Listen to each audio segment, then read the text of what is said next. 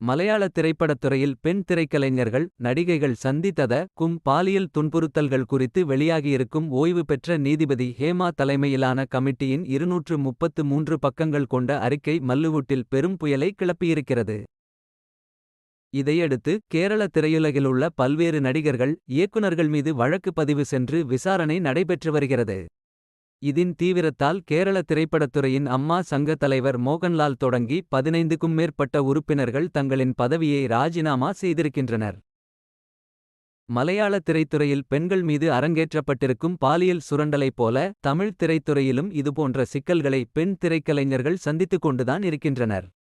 பல்வேறு நடிகைகள் கோரிக்கை விடுத்திருக்கின்றனர். தமிழ் சினிமாவுல தவறுகள் நடக்கிறது இப்போ குறைஞ்சு போச்சு. செல்வி நடிகைக்கு பாதுகாப்பு கொடுக்க வேண்டியது தயாரிப்பு நிறுவனம்தான். புகார் கொடுத்தால் நடவடிக்கை எடுப்பாங்க என பெண்கள் நம்புற அளவுக்கு ஒரு கமிட்டி அமைக்கணும்.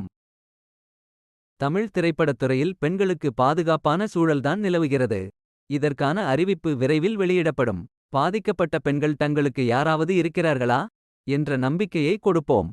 முதலில் அவர்கள் எந்த கம்பெனிக்கு செல்கிறார்கள், அந்த கம்பெனியினரின் சொல்வது உண்மையா? தமிழ் திரையுலகில் பெண்களுக்கான பாதுகாப்பு மிகவும் முக்கியம். தமிழ் திரையுலகிலும் பாதுகாப்பான சூழலை ஏற்படுத்த வேண்டும். இந்த ஆரோப்பி எதிர்கொள்கின்றனர். தமிழ் ஊடகங்களில் இந்த விவகாரம் பேசுபொருளாக இருக்க வேண்டும். இந்த வீடியோ குறித்த உங்கள் கருத்துக்களை கீழே கூறவும் மற்றும் இதனை பிடித்திருந்தால் லைக் செய்யவும்.